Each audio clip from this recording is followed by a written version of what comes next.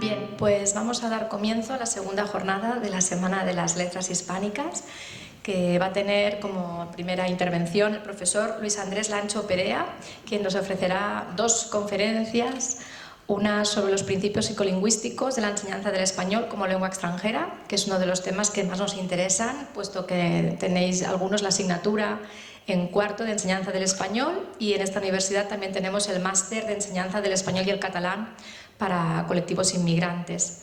La enseñanza del español como lengua extranjera ya veréis por esta conferencia y por la de mañana de María Méndez, que es una de las principales salidas que tenéis como docentes de español.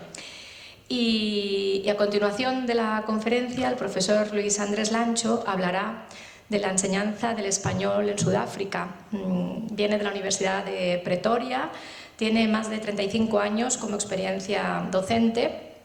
Empezó enseñando matemáticas en primaria y secundaria, luego estudió teología, la segunda especialidad en lengua y literatura, 2 maestrías, una en enseñanza del español como lengua extranjera y otra en educación para el desarrollo de comunidades. Su tesis doctoral la desarrolló en el campo de la lingüística aplicada, donde trabajó el tema de las estrategias de aprendizaje de lenguas. Actualmente el profesor Andrés Lancho Perea está realizando una estancia Erasmus en nuestra universidad y por eso le agradecemos que haya tenido la cortesía de estar aquí hoy impartiendo estas conferencias.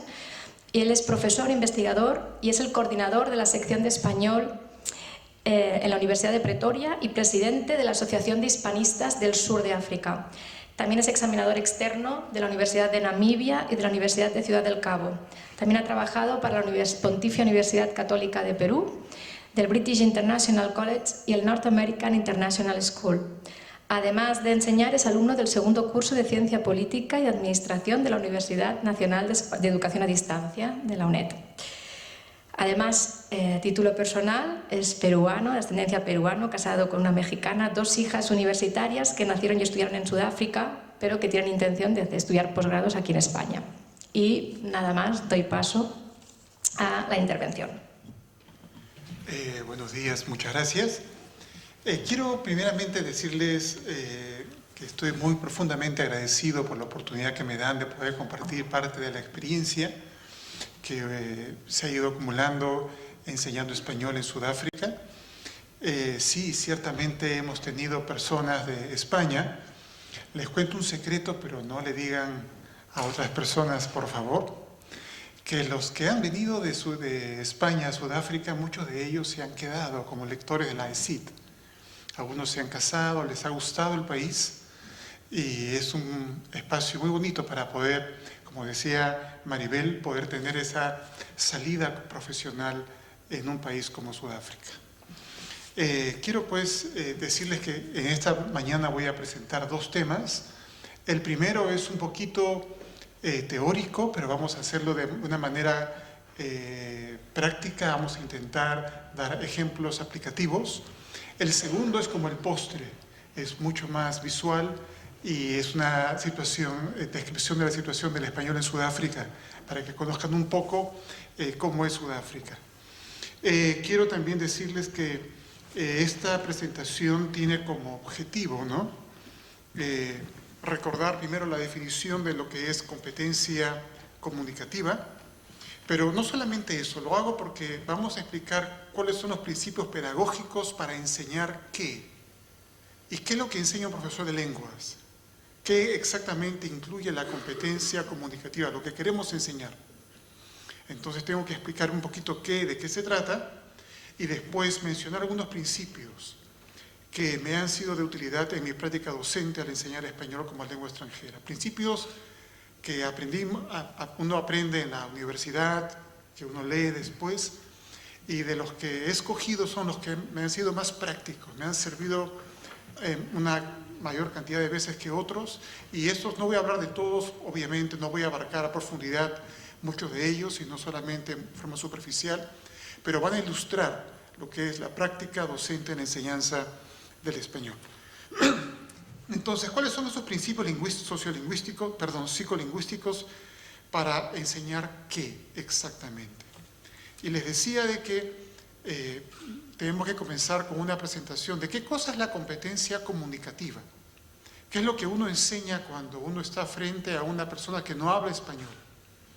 Según el diccionario de términos clave de L del Instituto Cervantes, la competencia comunicativa se refiere a esa capacidad de una persona para comportarse de manera eficaz y adecuada en una determinada comunidad de habla, respetando un conjunto de reglas. Pero cuando hablamos de reglas, ¿a qué reglas nos estamos refiriendo? ¿Alguien me podría ayudar o pensar una respuesta? ¿Qué reglas son aquellas que nos referimos cuando hablamos de desarrollar esa competencia comunicativa? Bueno, sí, es cierto, reglas gramaticales, por supuesto. Las relacionadas con el léxico, la prosodia, la semántica, pero no son exactamente esas las únicas reglas que uno aprende cuando uno está intentando que otra persona desarrolle la competencia comunicativa en español. También estamos viendo de otro tipo de reglas, ¿no? Las reglas de uso de la lengua, relacionadas con el contexto sociohistórico y cultural en el que tiene lugar la comunicación. Es muy importante comunicar, pero saber cuándo comunicar algo y en qué código y de qué manera hacerlo, ¿no? Y creo que ese es uno de los grandes aportes de Hymes, cuando él, en palabras de Hymes, la competencia comunicativa se relaciona con saber cuándo hablar, cuándo no, y de qué hablar, con quién, cuándo, dónde, en qué forma. En una conversación entre nosotros, yo podría dirigirme a mi esposa y decirle, mi amor, puedes traer esto, pero no podría usar ese mismo registro para otra persona. Nos sentiríamos incómodos. O una manera tosca de hablar, podrías dirigirte tú a un compañero de clase, pero si hablas así a alguien que es mayor, vas a tener un choque. Entonces hay que saber no solamente qué decir, sino cuándo decirlo, usando de qué registros, de qué manera decirlo, en qué momentos, bueno, y el tono y todas las cosas que involucran, ¿no? Es decir, tiene que ver con la capacidad de formar enunciados que no solo sean gramaticalmente correctos, sino también socialmente apropiados, ¿no? Entonces, cuando hablamos de competencia comunicativa, nos estamos refiriendo a tres grandes componentes. El componente lingüístico. Bueno, aquí quiero mencionar que los autores, algunos hablan de 4 componentes, otros de 3, y bueno, pero voy a explicar hoy día 3 componentes: componente lingüístico, componente sociolingüístico y componente pragmático. Es lo que intentamos hacer cuando le enseñamos a alguien cómo hablar español y cómo usar el idioma. Estos componentes están siempre entrelazados, no se pueden separar y son interdependientes. Pero expliquemos algunos de ellos. ¿A qué nos referimos con el componente lingüístico? Sí, tiene que ver con la capacidad de producir enunciados que guarden las reglas de la gramática en todos los niveles. Comenzando, por ejemplo, con el léxico, ¿no? ¿Qué palabras usar? ¿Qué quiero comunicar y cuáles son las palabras más apropiadas? ¿Cómo formo las palabras? ¿Cómo derivo palabras? ¿No? Un alumno puede hablar de, no sé, conectar, conexión, respetar, respetación. Haría quizás esa aplicación de esa regla. ¿Cuándo saber cómo formar palabras? Y cómo se puede desempeñar una persona o desenvolver en el idioma que no es el suyo. ¿Qué reglas tiene que aprender? Sintaxis, ¿no? El orden, la prosodia, la entonación, la acentuación, el ritmo, la velocidad y la semántica, ¿no? El significado y el sentido. Entonces, ese es el componente lingüístico que usualmente nos concentramos y el que enseñamos. Pero hay otros 2 componentes más, ¿no? El componente sociolingüístico, el que hablábamos hace un momento, se refiere a las condiciones y convenciones socioculturales de uso de la lengua, por ejemplo, a las normas de cortesía, la relación entre los hablantes, los rituales, la insistencia, por ejemplo, cuando uno tiene que insistir, es cortesía. En algunas culturas, decir no al inicio. ¿No? ¿Quieres comer algo? No, no, gracias. No, sí, vamos, te invito. Y uno insiste, porque sabe que es parte de la conversación, de la comunicación. Y si uno no insiste, puede quedar mal, ¿no? Entonces, una dama puede decirle a un caballero a la primera invitación, mira, que no será mucha molestia, no quiero ir, no quiero hacerte carga. Y si el chico no insiste, la chica se queda triste, porque no insistió, faltó algo. Y los dos se van tristes, ella diciendo, él no me quiere o no le intereso, y él diciendo, esta chica me negó y no conoce las reglas de la insistencia, por ejemplo. Entonces, son esos componentes sociolingüísticos los más importantes, en los que a veces los que cuesta más perdonar. Porque uno puede cometer un error gramatical y uno lo tolera cuando uno habla, pero los errores del tipo sociolingüístico no son fácilmente perdonables o aceptados, ¿no? Una falta de respeto por usar un registro inadecuado o una frase inconveniente a alguien que es muy sensible a estos aspectos puede marcar y romper la comunicación y bloquearla. Entonces, no solamente enseñamos el componente lingüístico, las reglas de la gramática y todo lo que hemos visto, tampoco, y no solamente las reglas del componente sociolingüístico, pero también enseñamos lo que es el componente pragmático. Y ahí, por ejemplo, podemos ver que tiene relación con los aspectos del uso funcional de los recursos lingüísticos, es decir, con el hecho de ver si se logra el objetivo, la intención comunicativa, los actos ilocutivos relacionados con la intención, lo que quiero decir, y los actos perlocutivos, lo que quiero producir en el oyente. Alguien puede decir no de una manera diferente, ¿no? Imaginemos la situación donde la novia es invitada por el novio a salir y el novio llega a la casa de la novia en un coche antiguo, feo, sucio y con muchas averías. La novia está mirando el carro con los ojos abiertos y dice, ¿vamos a ir en ese coche?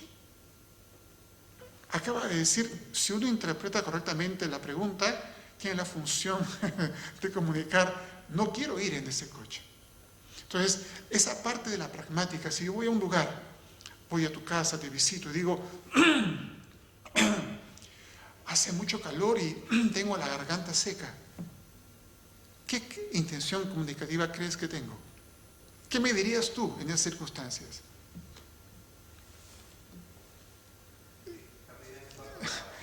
¿Quieres algo de tomar? Entonces, ese nivel pragmático es el que nos libra a veces y nos ayuda para comunicar a veces cuando no sabemos qué decir y no sabemos cómo decirlo en un idioma que no dominamos y decimos solamente agua, agua, yo, ¿no? Agua, agua, tú, agua, y la persona entiende porque hemos comunicado una intención y la persona ha recibido la intención, quizás no en el paquete más apropiado, pero responde, el acto perlocutivo es el acto que estamos esperando y te trae un vaso de agua, tú dices, ya, sí, correcto. Entonces, ese nivel de comunicación es el que un profesor de lengua tiene que enseñar al alumno. Y obviamente eso está empaquetado dentro de la cultura y otros aspectos más que veremos en la segunda exposición. Pero ¿cuáles son entonces esos principios claves que me han marcado mi práctica, que me han hecho cada vez que enseño tenerlos en cuenta, que me han acompañado cada semana, cada día de clase, y que siempre están en mis decisiones cuando estás con un grupo de personas? El primero lo voy a presentar con una historia donde vamos a presentar a este joven, vamos a poner un nombre, Gastón. Ojalá que nadie se llame Gastón aquí, por favor. Pero Gastón es el hijo de un empresario con mucho dinero que tiene una cadena de restaurantes aquí en Lleida. Y Gastón no es muy dado al estudio. Y el papá está un poco preocupado porque el futuro de su cadena de restaurantes está en peligro, ¿no? Es el único hijo que tiene y él quiere hacer algo. Entonces, este empresario, de alguna manera, habla con una escuela culinaria para que su hijo pueda aprender a cocinar. Y en ese contexto, el padre envía a su hijo, escuchen bien, no para que le enseñen a cocinar. Lo envía para que el hijo aprenda a cocinar. Es una gran distancia. Enseñar, a un profesor enseñar, darle un tema para que lo explique, de una manera ilustrativa, con videos, con recursos, ahora que hay muchos recursos audiovisuales, con acción y los hago mover una dinámica. Pero ¿cómo sé yo que lo que estoy compartiendo lo están aprendiendo? La enseñanza se mueve en la dimensión de lo que hace el profesor. El aprendizaje ocurre en el alumno. Por supuesto, todos aprendemos. No vayan a pensar acá la soberbia de un maestro de pensar que no aprende.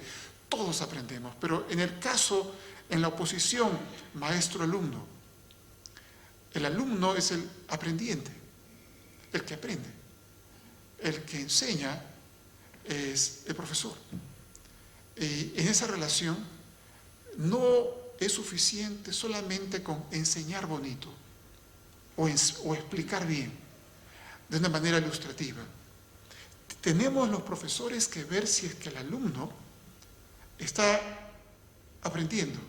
Y para saber si está aprendiendo, para poder entrar, como le dicen los lingüistas, a la caja negra del aparato o el sistema cognitivo de la persona, hay que tener algunos mecanismos que ustedes puedan emitir alguna señal, alguna construcción, una muestra de lengua que me permita a mí saber si me han comprendido o no, para que yo pueda continuar sobre terreno seguro y pueda decir que ninguno se me ha caído del bus, del transporte, del coche. Todos estamos juntos todavía en el camino, en el viaje del aprendizaje.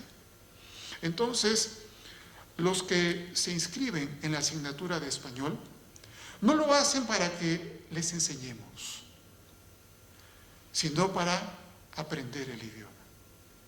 Y la tarea es mucho más ardua, mucho más ardua. Si este hijo, este Gastón, sale de la escuela culinaria después de, no sé, 6 meses o un año, y va al restaurante del padre y no cocina bien, quema algo, ocurre algo, no combina bien los ingredientes, sale salado, no sé, ocurre algo, el padre se va a tiene una razón justificada para quejarse, porque no va a medir en términos de si le han enseñado, va a medir esa experiencia, es como un examen, va a decirle si es que el alumno, su hijo Gastón, ha aprendido. Y si no ha aprendido, hay un motivo de queja válido, genuino, y que vale la pena escuchar. Entonces, en ese contexto es muy importante, primer principio, siempre apuntar, ver, verificar, de alguna manera, que tu estudiante está aprendiendo. Muy importante. Pero en esta distinción entre aprendizaje y enseñanza, existe otra de un lingüista, un psicolingüista que nos va a dar, Stefan Krashen, que nos va a hablar de la distinción entre adquisición y aprendizaje. Y es interesante porque nos va a aclarar algo, ¿no?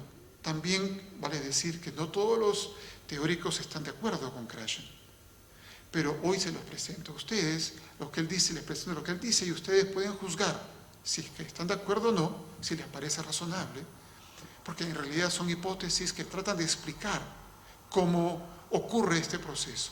Y él va a explicar, va a decir tajantemente que si hablamos de adquisición, hablamos de personas que aprenden un idioma. Digo aprenden, no debería usar la palabra, pero lo voy a usar solamente para darme a entender que lo aprenden inconscientemente, que no son conscientes del proceso que está ocurriendo. El ejemplo, no el único, más ilustrativo, es el ejemplo del bebé, del niño que va creciendo, que con las pocas muestras de lengua que escucha de los padres, de los hermanos, escuchar otras conversaciones, mamá, papá, yo comer, tú, el niño, lenguaje de niño, ¿no? Mamá, mi, frases que un niño dice. Con esas pocas frases, y lo que ustedes han estudiado a Chomsky, con ese mecanismo que todos nacemos, que nos faculta para poder aprender un idioma, el niño desarrolla el idioma, el niño adquiere el idioma. No ha tenido dos componentes importantes: un aprendizaje formal en una escuela, sigo usando aprendizaje, pero no debería hacerlo, pero lo hago para que me entiendan, una situación formal de enseñanza, y ha tenido, el segundo componente ha sido inconsciente. Y bueno, los teóricos nos van a decir en este caso que hay edades límites en las cuales uno puede aprender la primera lengua, la lengua materna, una segunda lengua con una facultad de hablarlo como un hablante nativo, y la capacidad de luego de aprenderlo y ser un hablante totalmente completo, pero quizás con acento. Pero te puedes desempeñar al 100% un C2, pero mantendrás tu acento, porque aprendiste después de los 15, 16 años. Si aprendes antes de ser un puber, puedes desarrollar hasta la capacidad de hablar como un hablante nativo. Y bueno, entonces él va a distinguir y va a hablar de aprendizaje a aquellas personas que están, bueno, valga la redundancia, aprendiendo en un sistema formalizado y de una manera consciente. Entonces, sin embargo, va a decir que hay algunos que tienen la capacidad, la aptitud, que siendo ya adultos, con solo interactuar por unos años, no muchos, 2 o 3 años, pueden ser capaces de aprender el idioma como lo hubiera aprendido un niño. Entonces, hay gente adulta que tiene ese talento especial. Por ejemplo, aquellos que están buscando cómo ponerle el alfabeto, desarrollar el alfabeto de una lengua que no tiene alfabeto, y luego cómo poder escribir las palabras y construir ese idioma escrito. Ellos pues conviven con las poblaciones, pasan meses, años para poder aprender y son realmente capaces. Y yo he estado presente en una conversación con un norteamericano en el Perú, donde la gente de ese pueblo, un pueblo indígena, decía que ese norteamericano, hablaba, cuando él hablaba y ellos cerraban los ojos, no sabían si hablaba un nativo o un extranjero, un no nativo.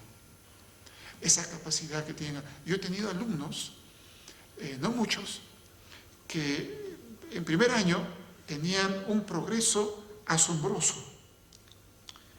Salían, hablaban mejor que todo el resto, habiendo comenzado de cero.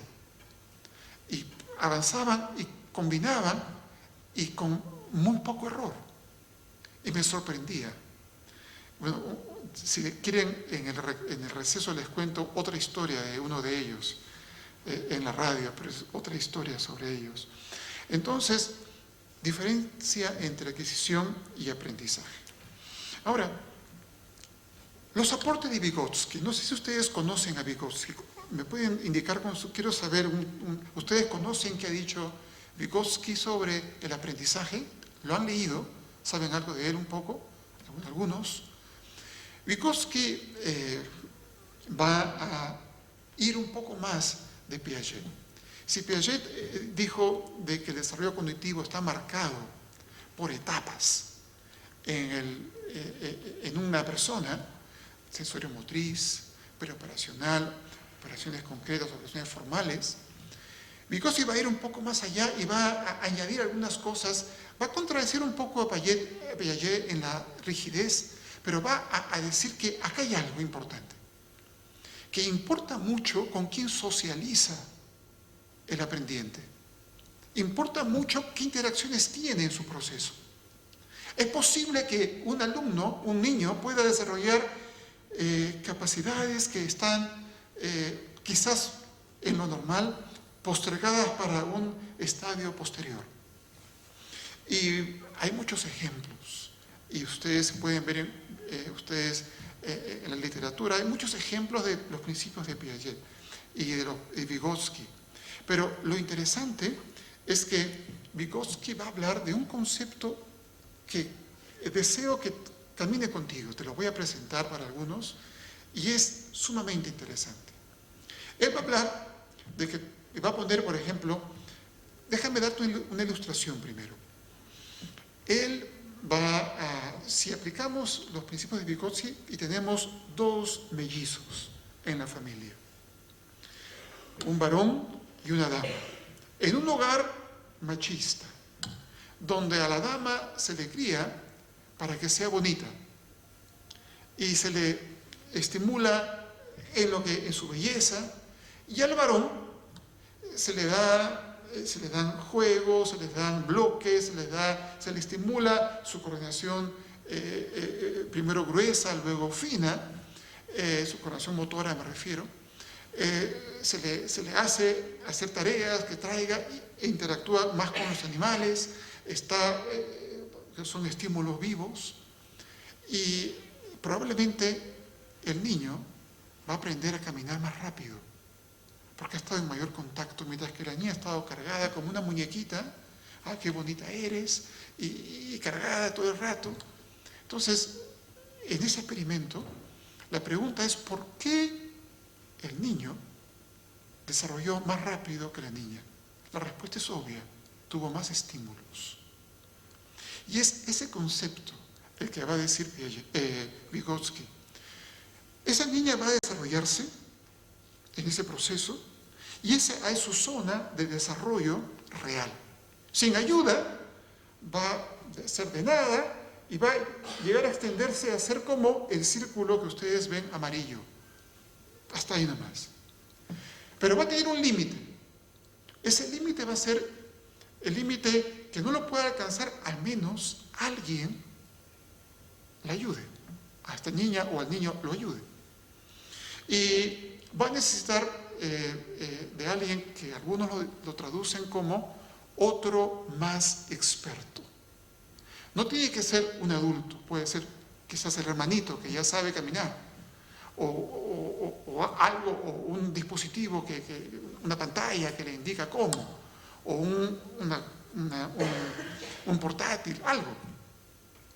Entonces, necesita de una ayuda para pasar de su zona de desarrollo real a su zona de desarrollo potencial. Tiene potencial. Y luego está la zona donde él nunca va a llegar. O sea, en ese momento está más allá de lo que él puede hacer. Es como pedirle a un niño de 2 años que por favor prepare una comida. Tú dices, no lo va a poder hacer.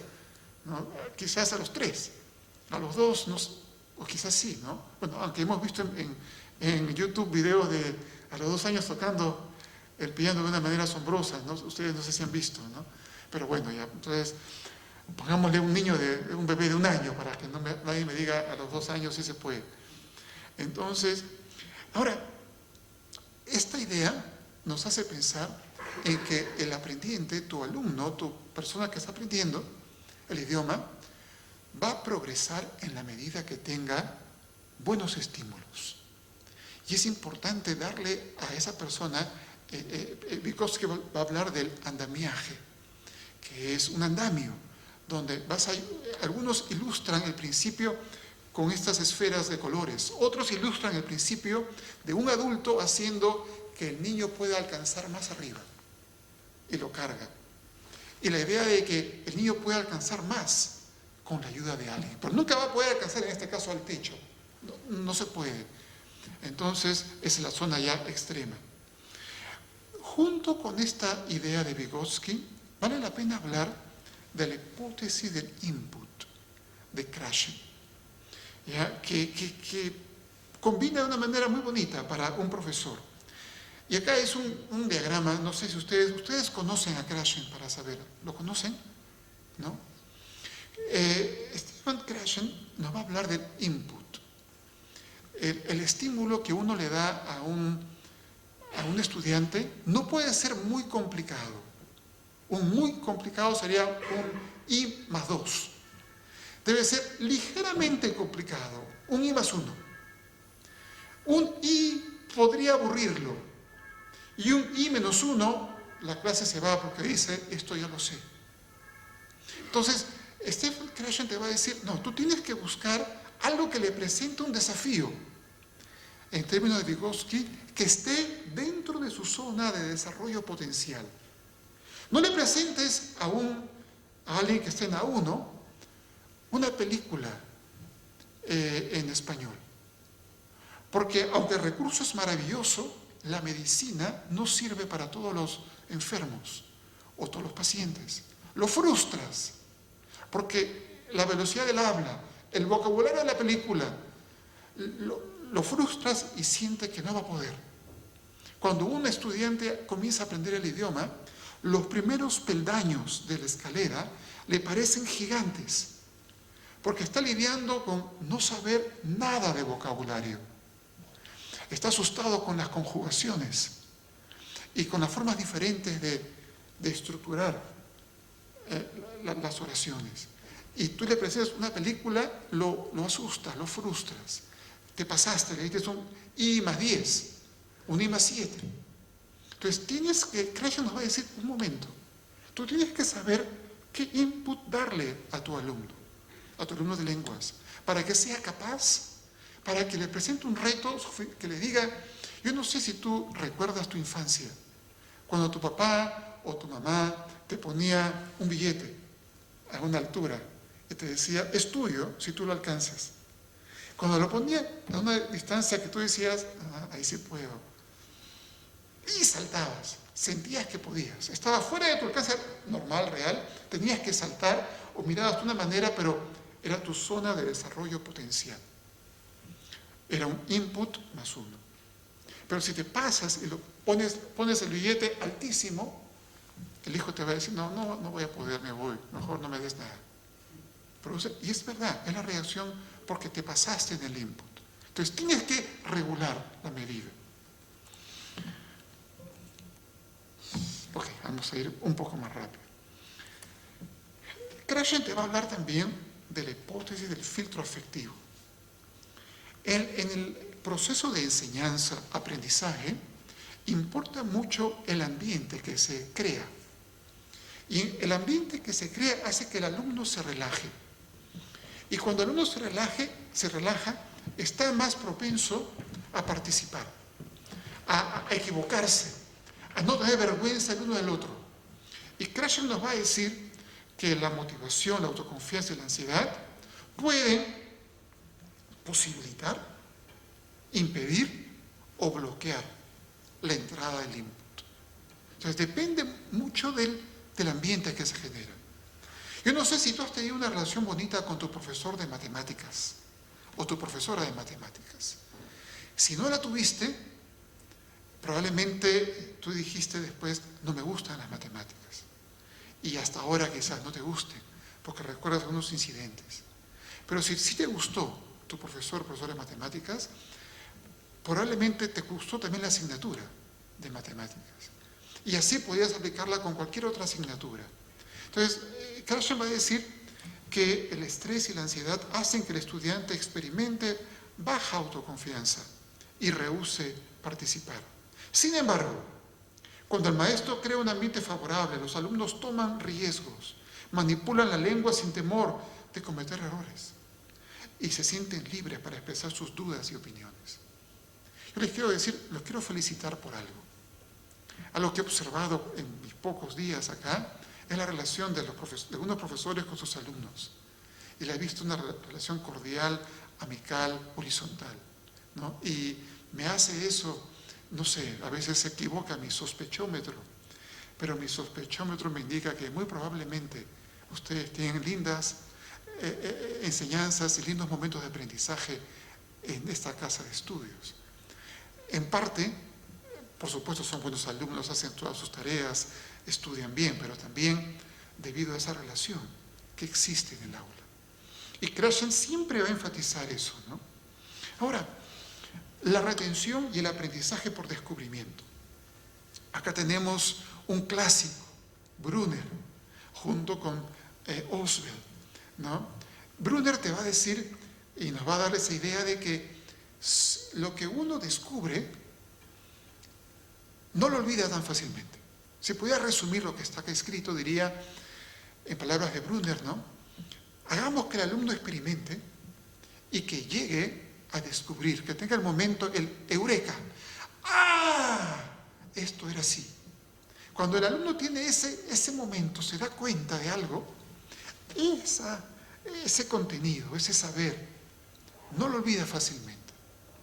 Ahora, lo que un alumno busca, y quiero aquí quizás hacerte notar algo, voy a simular lo que es entender una regla gramatical. Muchos profesores de idiomas se preocupan en que el alumno entienda la regla y que la regla se quede en la mente del alumno. El problema no es el comprender la regla. El problema es que el alumno pueda retener la regla.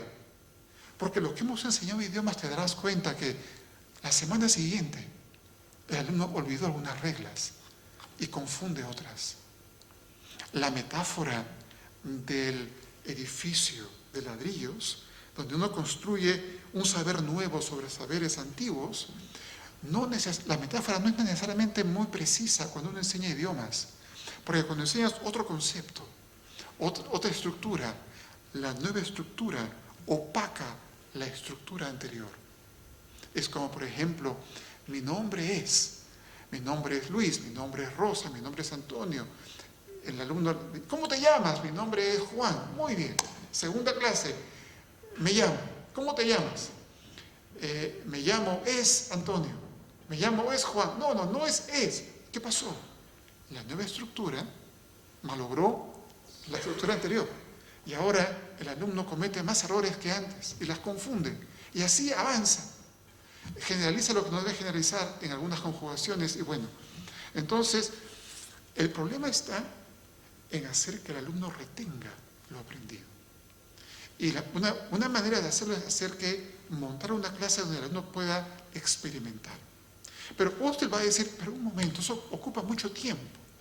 No disponemos de muchas horas para un curso de A1, 60, 70 horas, y en la universidad tienes que ir rápido, entonces no va a alcanzar. Entonces hay que hacer algo. Y usted nos va a decir, lo más importante es que el alumno relacione lo aprendido con saberes anteriores, con lo que ya conoce.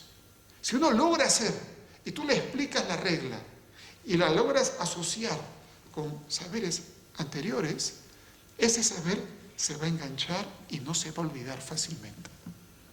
Entonces, ¿qué harías tú? ¿Quién tiene razón? Los dos. Hay cosas que se tienen que aprender y hay que hacerlas de tal manera. Lo que es la gramática se enseña de una manera, no le das la regla, hace que el alumno pueda descubrir las reglas, los subjuntivos, las cláusulas subordinadas, los verbos de emoción. Y luego intentas que se dé cuenta, ¿no? que cuando hay un verbo de emoción que expresa un deseo, una emoción, sigue una cláusula subordinada con un subjuntivo. Y cuando es un verbo de pensamiento, ahí no. Y comienzas a explicarle, pero tú le das muestras de lengua suficientes para que él pueda deducir. ¿Por qué? Porque quieres aumentar la retención. No solo quieres que entienda la regla, te preocupa la retención. Luego también quiero presentarles, esto sí lo conocen, esto es más lingüístico, análisis contrastivo, análisis de errores, ¿lo conocen? Para saber, ¿no? El análisis contrastivo, les pongo aquí un poco.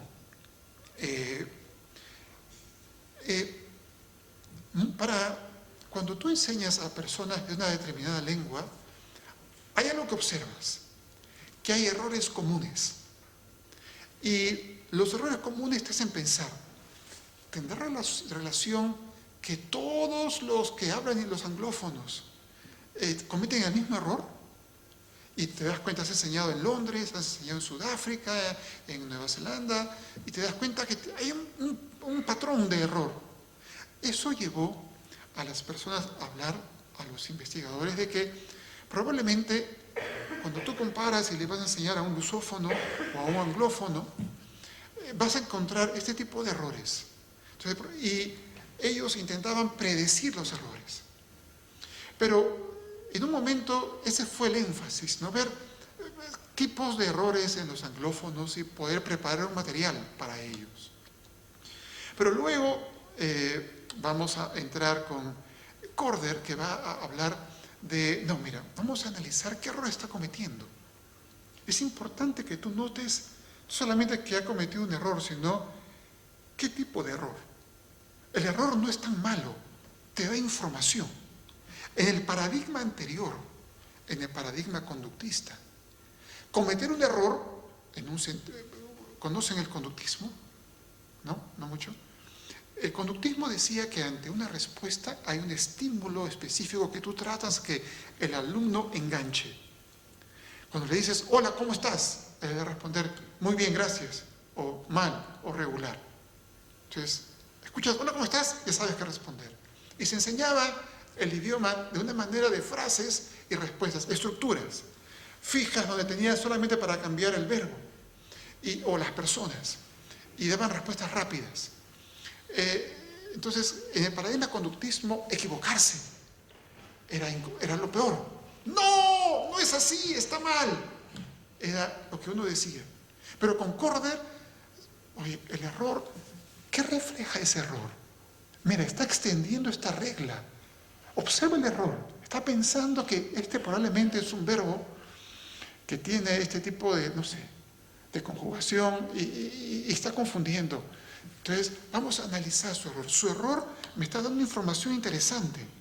Me está permitiendo conocer cómo el sistema, que algunos autores le llaman, ese linker va a avanzar del análisis de errores a la interlengua, va a decir cómo la lengua materna juega un papel importante al aprender la lengua objeto, la lengua que quieres aprender tú, la lengua a la cual estás pagando para aprender. Entonces, cómo en ese proceso de tu lengua materna tú desarrollas un sistema que no es el sistema de tu lengua materna, porque tú lo estás cambiando, transformando, pero tampoco es el sistema de la lengua que quieres aprender, porque no tiene todas estas cosas que tú le estás agregando. Entonces, Selinker nos va a decir que el alumno, de acuerdo a sus diferentes estadios, etapas, fases, evoluciona. O sea, él habla por ejemplo, un Spanglish, si puedo decir de esta manera. Y ese Spanglish no es tan perfecto y se hace cada vez, mientras más te acerques, más progresa ese alumno, esa interlengua está más próxima a la lengua objeto. Y él nos va a decir, es importante prestar atención al error para saber qué tan lejos está de la lengua materna y qué tan cerca está llegando a la lengua objeto. Entonces, tú cuando haces tu clase y el alumno se equivoca, tú estás atento al error, no para criticarlo, no para darle una sanción, sino para estudiar en qué proceso está. Entonces, por ello, tenemos, de acuerdo con Varallo, ¿no?, los estudios sobre la interlengua intentan descubrir qué ocurre en la mente del que aprende, qué contiene la llamada caja negra, que procesa y usa los datos lingüísticos que percibe y que produce en sus respuestas. Nosotros no podemos saber cuánto ha aprendido el alumno a menos que verbalice, emita una muestra de lengua que nos permita a nosotros analizar y saber dónde necesita ayuda. Entonces, con Selinker el error tiene otro valor y se rompe con ese esquema, ¿no? Ahora, finalmente tengo tres diapositivas más. ¿Cuál es la nueva orientación que se da ahora en los cursos de lenguas, ¿no? Bueno, no enseñamos como se enseñó antes el latín, como cada profesor de latín, de griego, basados solo en la gramática, ¿no? El objetivo es la comunicación. Entonces, todo ejercicio que un profesor pone en la clase, lo pones que de alguna manera refleje un intercambio comunicativo, con un propósito claro de comunicación. Entonces, tú le pides en las actividades a los alumnos que sea una actividad comunicativa, donde haya una negociación del significado, donde uno pueda comunicar algo y tener una respuesta e interactuar en el idioma. Se valoran las variables individuales, la edad, la motivación. ¿Por qué aprende alguien que quiere aprender, por ejemplo, español en Sudáfrica? Podríamos hablar de motivación intrínseca, que es la motivación, el idioma le gusta, está convencido, o extrínseca. Tiene quizás para recibir un premio de papá o algo, o instrumental, es un requisito para poder graduarse. O integradora, ha conocido a la mujer o el hombre de sus sueños, esa persona, y quiere integrarse a esa familia, a esa comunidad. Entonces, la motivación. Entonces, ahora se valora mucho para qué.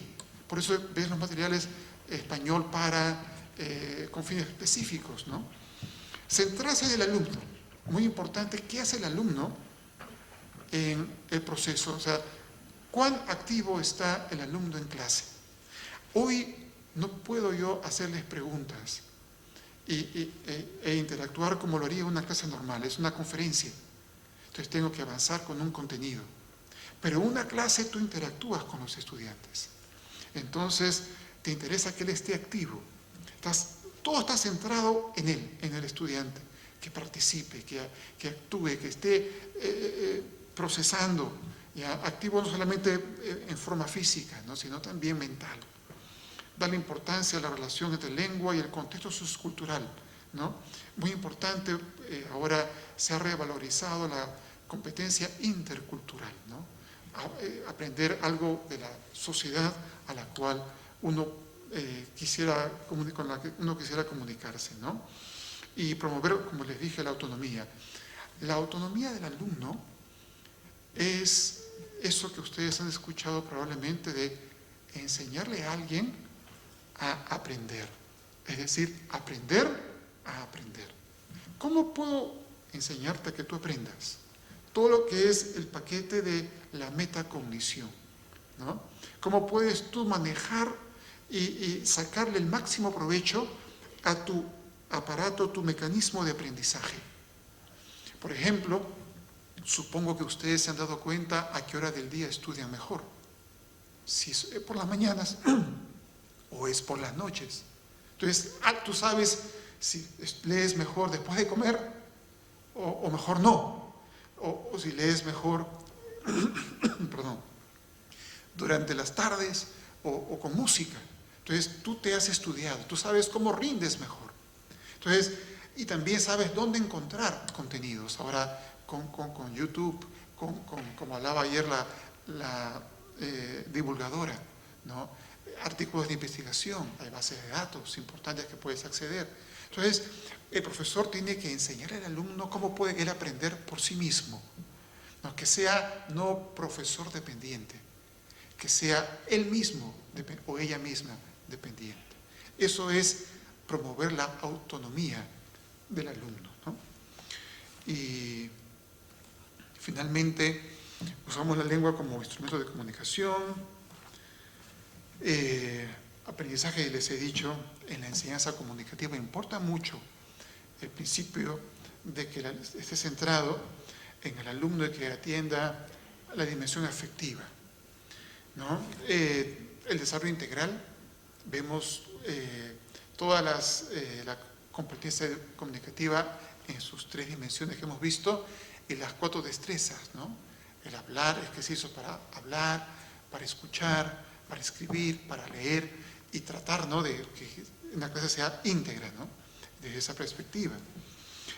Cuando usamos los materiales, lo mejor es usar materiales reales, auténticos, ¿ya? Obviamente tienes que algunos adaptarlos, ¿ya? Pero es exponer al alumno a material auténtico para que pueda estar expuesto a muestras de lenguas reales, que son las que son más útiles para este caso, ¿no? Fomentar la autonomía, lo he dicho. La gramática inductiva, es decir, mostrarle las muestras de lengua de tal modo que él pueda inducir y esto parece que es así, ¿no? En lugar de darle de frente la regla y luego los ejercicios. Si haces ese proceso, la retención va a ser va a durar muy poco, ¿no? Y va a durar, lo vas a ver en el examen, ¿no? Que muchos van a olvidar todo lo que tú le explicaste, ¿no? Las actividades secuenciadas, por supuesto, siempre de lo simple a lo complejo, y de actividades controladas actividades más libres para el alumno. Importa la importancia creciente del desarrollo de la competencia intercultural, como se los he dicho también, y atender a diferentes formas de trabajo y a los estilos de aprendizaje, ¿no? Hay varios estilos que puedes también investigar y eso te puede ayudar a preparar mejor tu clase, ¿no? Son principios clave que te pueden dar y son muy conocidos, ¿no? Los puedes leer en Google o en YouTube, también los puedes escuchar. Eso es todo por el momento. No sé si hay preguntas o comentarios que quieran hacer.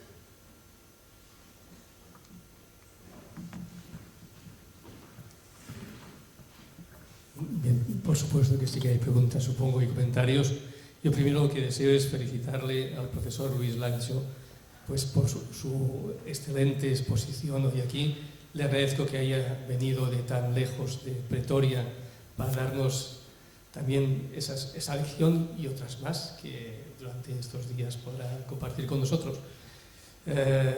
Yo lo que veo es que usted ha sabido sintetizar de un modo maravilloso y maravillosamente claro en una hora lo que yo intento hacer durante un año, durante un curso. O sea, todo lo que usted ha dicho, yo deseaba también comunicarlo a mis estudiantes en la asignatura de enseñanza y aprendizaje de español como lengua extranjera.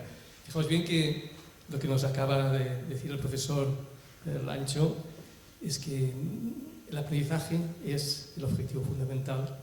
La enseñanza es, digamos, la ayuda que podemos dar los profesores a quienes deseen aprender. Ahí me ha encantado esa primera cuestión que usted ha planteado. Enseñanza sí, pero pensemos que es el aprendizaje el fin de eso. Me han gustado muchas cosas y antes de dejar la palabra a nuestros estudiantes deseaba comentarlo. Por ejemplo, uno de los últimos aspectos que usted ha tratado al decir que el estudiante es el protagonista de su aprendizaje, es el que tiene que aprender a aprender él mismo, a autoformarse, si quiere usted. Y ahí está una de las cuestiones fundamentales, yo creo, que no nos conocemos, es que decían, conócete a ti mismo, no nos conocemos a nosotros mismos cuando deseamos aprender una lengua. Todos absolutamente somos aprendices de lengua extranjera. Todos hemos aprendido después del catalán, el castellano no era extranjera, pero el inglés sí, la lengua extranjera la hemos aprendido y otras muchas que cada uno de nosotros sabe. Por tanto, todos estamos ahí, no solo los estudiantes extranjeros de español y de esta universidad. Conocernos, saber, lo que usted ha dicho ahora, a qué hora estudio mejor, a qué hora mis neuronas están más despiertas y mi capacidad de asimilar y de abrirme a nuevos contenidos. Deberíamos reflexionar cada uno de nosotros antes de entrar en un aula o antes de comenzar nuestros estudios de un curso concreto, de una carrera, aprender qué quiero, cuál es mi motivación. Todo eso usted que nos ha ido planteando admirablemente. Hay muchas cuestiones que me gustaría plantearle, pero bueno, podemos verlas después. Una en concreto sí desearía plantearle. Cuando hablamos de esa interlengua, de ese proceso evolutivo dentro de esa carrera propia, personal, hacia una lengua objeto, claro, se producen errores. Pero esos errores solo se observan desde fuera. No los vemos dentro de la caja negra. Vemos su manifestación, su plasmación en un escrito, por ejemplo, o en una frase pronunciada. Pero ¿qué ocurre dentro de la persona, dentro de nuestra mente? Eso es lo que no sabemos. Hay estudios actuales de lingüística cognitiva que intenten, o ustedes, por ejemplo, en Pretoria, en Sudáfrica, tiene algún proyecto de investigador que intente entrar también en esa caja negra oscura al cual solo por indicios externos podemos acceder. Es decir, ¿de qué modo se puede trabajar las causas de ese error? No el error manifestado ya externamente, ¿no? Sino la profundidad de la cual emerge ese error? ¿Hay algún modo de intentar llegar ahí? ¿O hay técnicas de análisis profundo, ¿no? Digamos, de análisis interior, como el TAC cerebral o el escáner, que no solo nos muestra una manifestación de una patología, sino la causa de esa patología? Era una cuestión que me he planteado muchas veces. Gracias. Es una pregunta bastante de investigación, ¿no? Porque sé de investigaciones sobre estrategias de aprendizaje que tampoco son visibles, al menos que el alumno pueda indicar que está usando específicas estrategias, ¿no? Por ejemplo, hay una alumna que está trabajando su maestría en las estrategias de aprendizaje basada en Oxford, Rebecca Oxford, y ella va a hacer encuestas y va a administrar un instrumento. Entonces, a veces para ese tipo de investigaciones, para descubrir el proceso y el nivel y cómo se está dando lo que acaba de especificar, necesitamos que el alumno sea el portavoz. No hay otra manera. Estos estudios donde el alumno da el reporte, informa sobre qué hace, tienen la debilidad de que se cuestiona la validez a veces, porque no se puede triangular. Yo puedo decir, es como por ejemplo cuando una persona actúa de una manera y cree que hizo lo correcto. Entonces lo que esa persona verbaliza es su lectura de su acción, a veces no la acción misma, y la acción y la lectura está idealizada, ¿no? Entonces esos son, digamos, los problemas o desafíos que tiene un investigador que intenta adentrarse en esa caja negra, ¿no? Entonces, pero como decían algunos investigadores, es lo que se tiene y hay que acercarse, ¿no? Pero es una pregunta bastante teórica, profesor Terrado, un poco, no sé si algún colega me puede ayudar.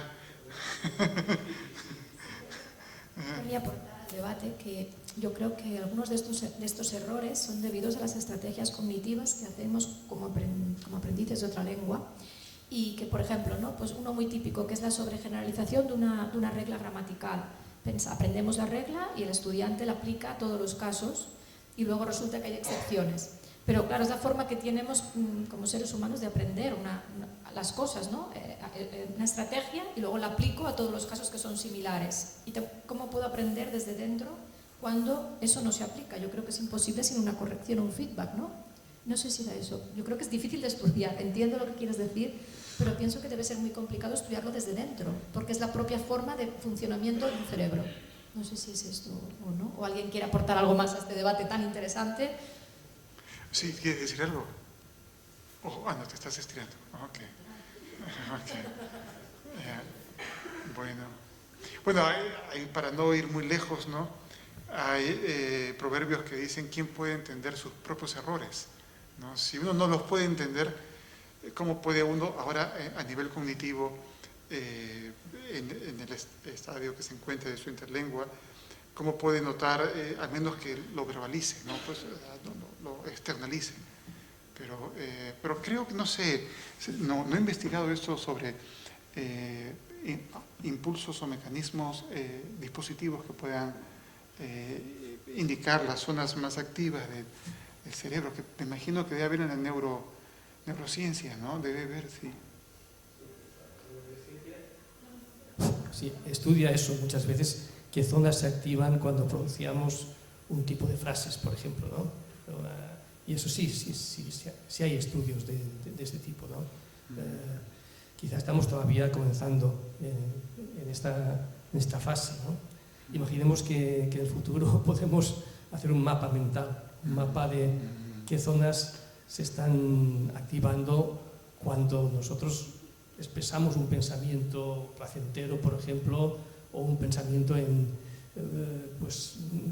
argumentativo y, digamos, que hilvana ideas distintas. Yo imagino que eso se está realizando ya dentro de la lingüística cognitiva, pero nos falta mucho para verlo. Lo que sí yo he visto es que, usted dice, la ayuda que necesitamos, ¿no? El estudiante necesita, para llegar a su zona posible, a su ámbito potencial, sí, de desarrollo, necesita la ayuda del profesor. Y ahí sí estamos, ahí sí somos nosotros muy útiles, yo creo. A mí me gusta pensar que somos útiles los profesores, que no somos un adorno, que aunque el estudiante tenga por sí mismo medios, todos esos medios que encontrará por YouTube, en la red, en todas partes, hay cosas que no puede hacer por sí mismo, y es verse a sí mismo, muchas veces. Sí, la introspección es interesante, pero su error a veces no lo puede ver él, lo debe ver alguien desde fuera. Y ese es el gran profesor, el que conoce en qué nivel está el estudiante, qué es lo que puede hacer sin pedirle más de lo que pueda, y el que puede intentar adivinar qué ha ocurrido en su mente. A mí en ese sentido me gusta mucho lo que hacía un profesor francés, Lucien Teniard, en el siglo pasado, que intentaba averiguar si los mecanismos internos de la lengua del estudiante de la lengua extranjera condicionaban sus producciones en la lengua objeto, la lengua meta, ¿no? La lengua objeto. Y descubría muchas veces que debajo de la estructura de la lengua objeto, la lengua aprendida, se hallaba la estructura de la lengua origen. Por eso decía, intentad, si sois profesores de una lengua extranjera, conocer las lenguas de aquellos que están estudiando vuestra lengua, la lengua que enseñáis. Porque si conocéis la lengua francesa o la lengua inglesa, sabréis por qué cometen esos errores o esas estructuras, cómo están intentando construir esa estructura de la lengua española los estudiantes de ese origen. Entonces, pues quizás sí, ahí tenemos un gran papel. Cuanto mejor preparados estemos los profesores, también, no solo en nuestra propia lengua, sino en las lenguas de aquellos que estudian la nuestra, mejor podremos diagnosticar, si quieren, ese nivel intermedio en el cual se hallan. Seremos como esos buenos médicos que diagnostican el estado actual y el estado al cual puede llegar nuestro estudiante. Es una gran tarea la que tenemos y nos hemos de felicitar, ¿no? los que somos profesores de lenguas por la maravillosa tarea que tenemos. Os lo digo de verdad. Bien, quiero comenzar esta presentación. Yo asumo que ustedes conocen el diario La Vanguardia de Barcelona, ¿no? Entonces, quiero comenzar con un artículo chiquito, que lo he adaptado un poquito, sobre este énfasis del descubrimiento de América al Día de la Hispanidad, donde se menciona, ¿no?, que los españoles llevaron su lengua, su cultura, su religión y sus costumbres a América. Y como resultado de ese intercambio, hoy cerca de 500 millones de personas hablan español como lengua materna. Y quiero comenzar con este artículo porque habla de algo interesante. En Sudáfrica, los profesores y los que estamos allí, no solo enseñamos español o castellano, sino hispanizamos. Y cuando hablamos de hispanizar, hablamos de un concepto un poco más amplio, ¿no? En esta presentación describe la situación actual del español en Sudáfrica y los esfuerzos que realizan tanto los hispanos residentes como sus asociaciones, organizaciones e instituciones en la enseñanza de la lengua, la transmisión de sus costumbres y la difusión variada y de su variada riqueza cultural.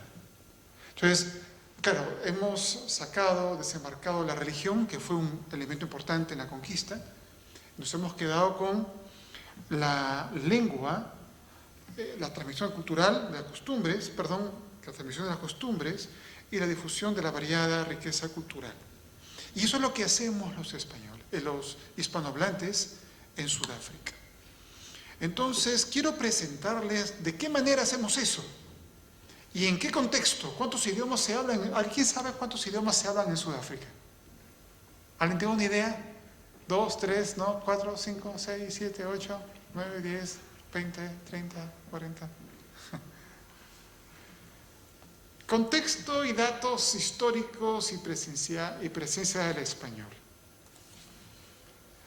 Se habla 11 idiomas, pero hace poco ha recibido la categoría de lengua oficial, la lengua de señas, ¿no? Entonces, se habla Isizulu, Isikosa, Afrikaans, Sepedi, English, Setswana, Sesotho, Sitonsa, Siswati, Shivenda, Indibele y bueno, Sign Language. Y dentro de ese grupo hay un 2.1% de todos los que no hablan esos idiomas. En ese pequeño porcentaje está, pues, está el francés, está el alemán, el italiano, el kurdo, el chino, el español y todos esos otros idiomas. Ese es un censo reciente del año 22. Sudáfrica tiene 62 millones de habitantes. Y en este país, la gran mayoría de los extranjeros viene de Zimbabue. Más de 1 millón de personas, ¿no? Portugal es el último entre los 20 primeros, con 7.000. Y la Embajada de Argentina ha pedido que por favor la oficina del censo le diga, porque en el reporte, en el informe, no figura los otros países que no están en el top 20, ¿no? Entonces queremos saber dónde está el español, dónde están los españoles, los argentinos, los peruanos. Entonces, ojalá que le respondan favorablemente. Ahora, el inglés. El inglés, en este censo que ustedes han visto, es hablado, les pongo acá nuevamente, por el 8.7%. Es el quinto, 8.7%. Y acá tenemos, perdón, ahí. Ocurre el fenómeno, políticamente el gobierno ha querido implementar la enseñanza, y bueno, lo está haciendo, dicho sea de paso, de idiomas indígenas. Pero entre las familias nativas de idiomas africanos, conforme crecen en el sistema educativo, quieren que sus hijos estudien en inglés. No quieren que sus hijos estudien en Isikosa o en Isizulu. Entonces hay esa tensión en el gobierno tratando de promover la enseñanza en idiomas propios y locales, y el deseo de los padres de que los hijos aprendan en el inglés. Entonces, sin embargo, el inglés es el idioma más hablado entre todos, porque es la lengua franca, ¿no?, en Sudáfrica. El español dentro y fuera del sistema educativo. Quiero que distingan acá, les digo, el español puede ser estudiado como segunda lengua adicional. La pregunta sería, ¿cuál es la primera lengua adicional? En la escuela, los estudiantes tienen que graduarse en 2 idiomas sudafricanos. Casi todos escogen el inglés, aunque no es su lengua materna. Casi todos. Entonces, escogen el inglés y su idioma materno. O, en algunos, menor proporción, su idioma materno y el inglés. Entonces, pero después de esas 2 opciones, ¿cuál eligen? Tradicionalmente, durante la época del apartheid, escogían francés y el alemán. Pero el español ha logrado posicionarse como el segundo idioma más aprendido a nivel universitario en Sudáfrica. Entonces desplazó al alemán. Todavía el francés está disminuyendo y el español está un poquito, estamos así. Actualmente tenemos como 140 estudiantes en primer año en la Universidad de Pretoria y 160 en francés. Antes nos doblaban, ahora estamos con 20 alumnos de diferencia. ¿Cómo valora el sistema, el portal sudafricano, la educación en otras lenguas no oficiales? Y aquí una distinción importante. Hay lenguas no oficiales que se ofrecen en el sistema educativo y hay lenguas no oficiales que no se ofrecen. Entonces, son cerca de 15 lenguas que sí se ofrecen, que no son oficiales en Sudáfrica, pero sí se ofrecen en la escuela. Está italiano, está el kurdo, está el francés, el alemán, el español, el portugués, entre otras. Entonces, son las lenguas que están. Ahora, para ello señala que el aprendizaje de estas lenguas es beneficioso porque amplía las perspectivas de los estudiantes, favorece tanto las relaciones internacionales como los vínculos comerciales con otros países, facilita la comunicación y crea oportunidades en viajes y turismo. La lección de las asignaturas, como les he dicho, ¿no? Primera lengua oficial y primera lengua adicional son las obligatorias. Pero un alumno de secundaria puede optar por una más, ¿no? Y algunos escogen español. Pero ¿cuántos de ellos escogen español? Los datos nos hablan de que son en las provincias 48 en Eastern Cape, Gauteng 200, Mpumalanga 28 y Western Cape 10. En total 286, ¿no? La asociación el año pasado hizo entrevistas y llamadas telefónicas y visitas para poder recabar los datos, recolectar los datos, ¿no? ¿Cuántos colegios internacionales hay? Hay 900 alumnos, hay 929 en Gauteng, es donde está la capital Pretoria, pero recuerden que Sudáfrica tiene 3 capitales. Ciudad del Cabo como capital histórica, Pretoria como capital ejecutiva, y la legislativa, y la judicial está en Bloemfontein, ¿no? La Corte Suprema. Entonces, ese número de estudiantes, ¿cuántas universidades lo ofrecen como una licenciatura o asignatura optativa? Actualmente somos 3, pero vamos a hacer 4. Hay un puesto, AECIT ha aceptado poder financiar un lectorado para la Universidad de Stellenbosch, que es una de las universidades más bonitas en Sudáfrica. Entonces ahí están las 3 que enseñamos español: Ciudad del Cabo, Pretoria y Witwatersrand. Y la única que lo ofrece como una licenciatura es Ciudad del Cabo. Pero tenemos un problema. Miren cuántos se inscriben en primer año, cuántos en segundo, cuántos en tercero. En los últimos 4 años tenemos una gran cantidad de alumnos en primero, pero no continúan en segundo. ¿Alguno se ha preguntado por qué? ¿Qué les dice su sospechómetro? ¿Por qué creen que no? ¿Ah? No, podría ser. No, podría ser. Es que español es optativa. Entonces tenemos en primer año muchos alumnos se inscriben solo para cumplir la cuota de créditos y de allí ya no continúan. Y los que continúan son los que están inscritos en traducción e interpretación. Pero dentro de ese programa hay algunos que han escogido 2 asignaturas en las cuales una de ellas no es el español. Por ejemplo, quien escogió alemán y francés no estudia, entonces no entra en este grupo. Quien escogió portugués y alemán o portugués y francés tampoco. Solo ofrecemos 4 idiomas extranjeros en la Universidad de Pretoria y más o menos es casi lo mismo en las otras universidades.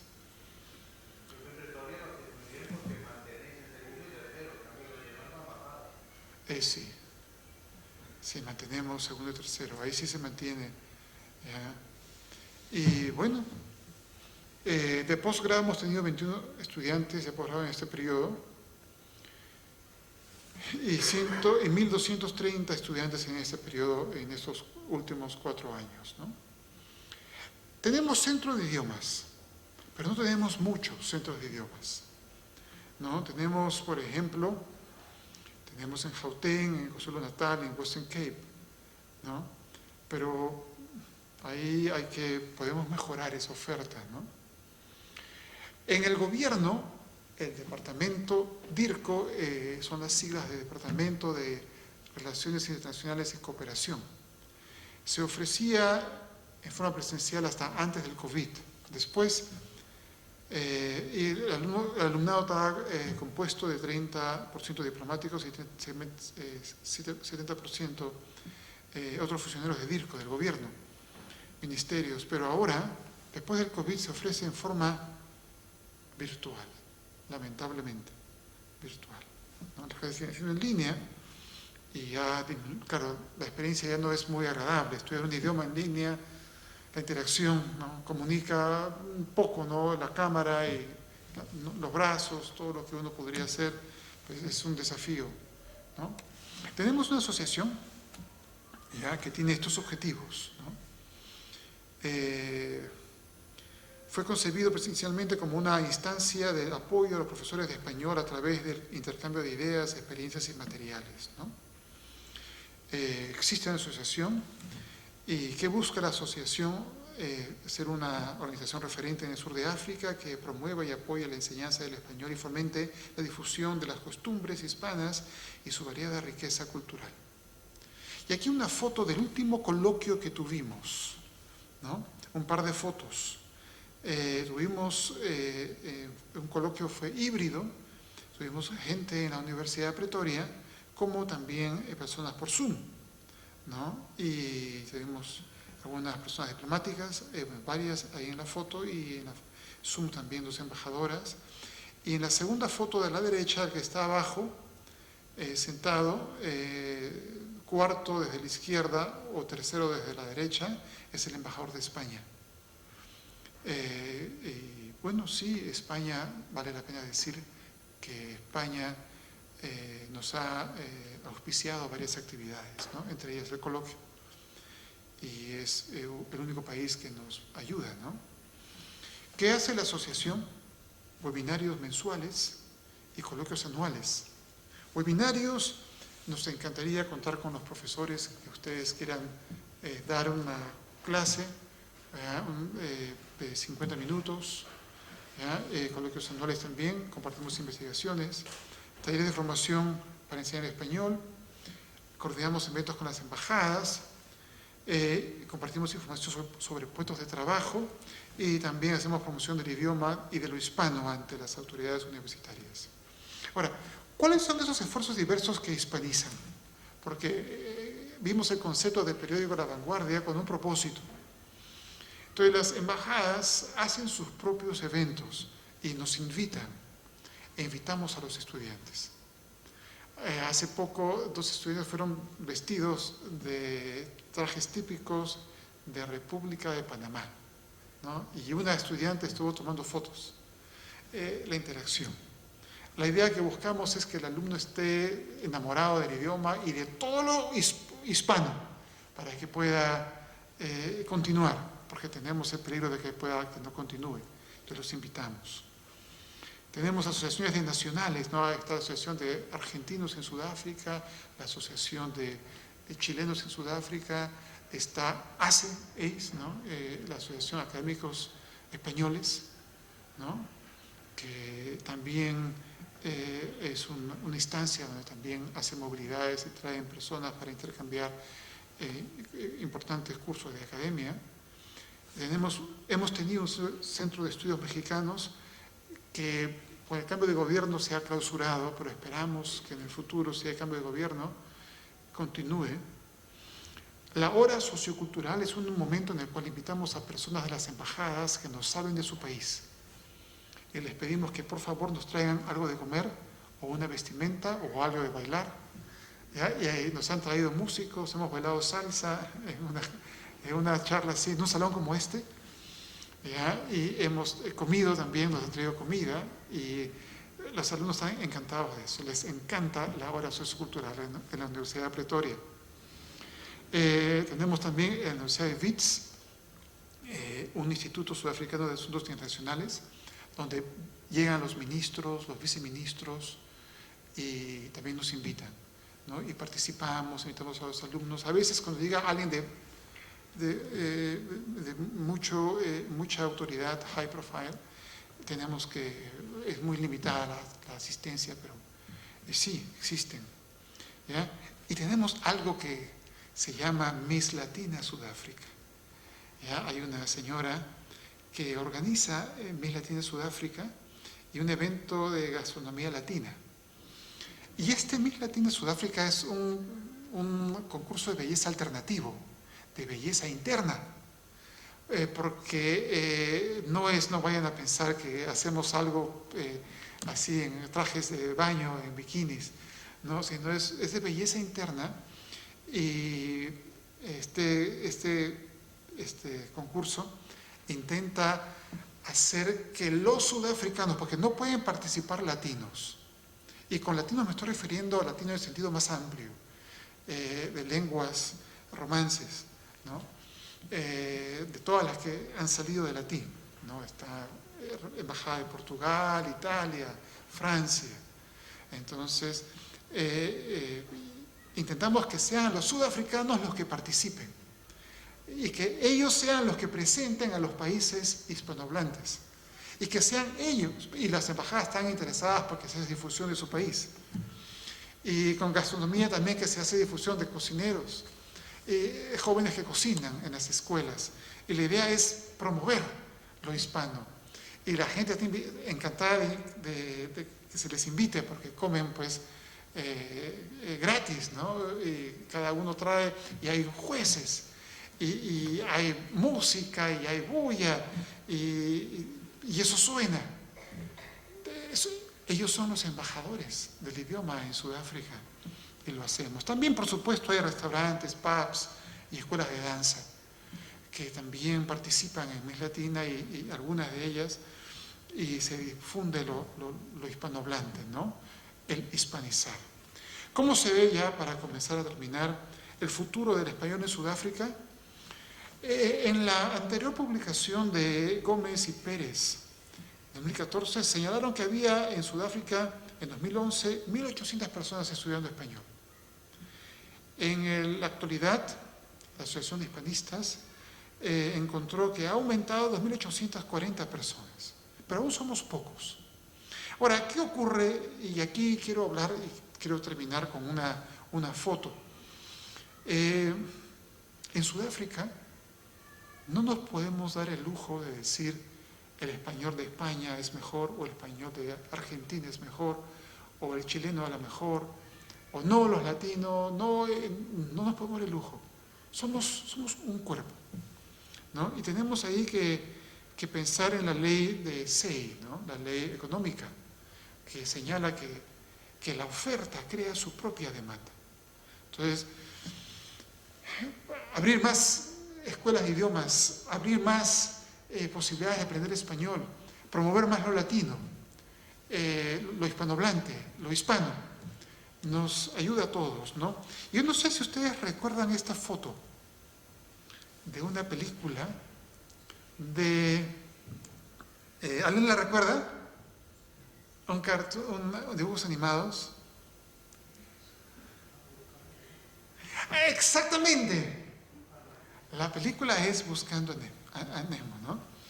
Y están atrapados los peces, ¿no? Bueno, ya no sé si son pescados o todavía no han sido pescados, pero todavía son peces, están en el agua. Entonces, está ahí. Y está ganando la red, ¿no? Hasta que Nemo tiene la idea brillante de decir a todos, ¿recuerdan qué les dice Nemo a todos? Nademos en la misma dirección, ¿no? Porque ahí están todos, todos están. Entonces, cuando todos se alinean, ustedes recuerdan el final. ¿Cuál fue el final? Que de pronto la red comenzó a bajar y el barco, y ellos seguían ganando en la misma dirección, y al final la red se rompe.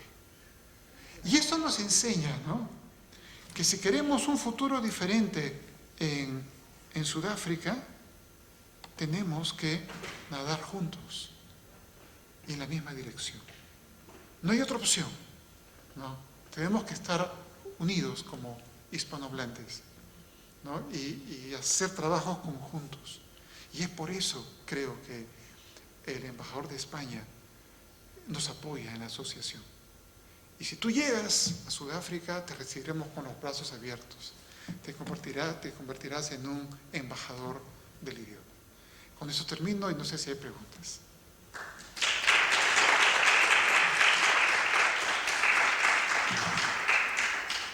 ¿Una pregunta que alguien quiera formular a la presentación? Javier. No, es que a mí voy a decir una cosa que quizá algunos recordéis. La exposición del profesor Lancho me ha recordado ese chiste de Forges que os he mostrado a algunos en clase. Forges es un conocido dibujante español, gallego, bueno. Y Lourdes Miquel, una de las promotoras de la enseñanza de español a inmigrantes, te dio una idea para un chiste gráfico. Y se veía el señor funcionario de la agencia de trabajo, digamos, ¿no? Y el señor y la profesora de español. Y le pregunta, ¿profesión? Entonces, pues ella contesta, pues mire, lectora, profesora, dibujante, cantante, pues psicóloga, política, paseante. Dice, oiga, usted ya puede demasiadas cosas, eso no cabe ahí. Y dice, pues ponga usted profesora de español como lengua extranjera, que es lo mismo que todo eso. Y me ha parecido que el profesor Lancho era eso mismo. Un hombre, digamos, multifacético. Pluriempleado en todos los sentidos. Usted está haciendo de embajador, de político, de diplomático, de profesor, de cantante y bailante, parece ser, incluso en su universidad. Por tanto, ánimo y muchas gracias, porque esa profesión que usted ha elegido es una profesión que no se está ejerciendo solo durante 2 o 3 horas al día, sino que es de día y de noche cuando usted está trabajando. Y eso es lo que se llama vocación, ya no profesión. Ser español, ser profesor de español como lengua extranjera es una vocación y no una profesión. Pues gracias por esa vocación. Más preguntas. Ahora haremos otra pausa hasta las 12, que empezará la conferencia que presentará el profesor Matías López.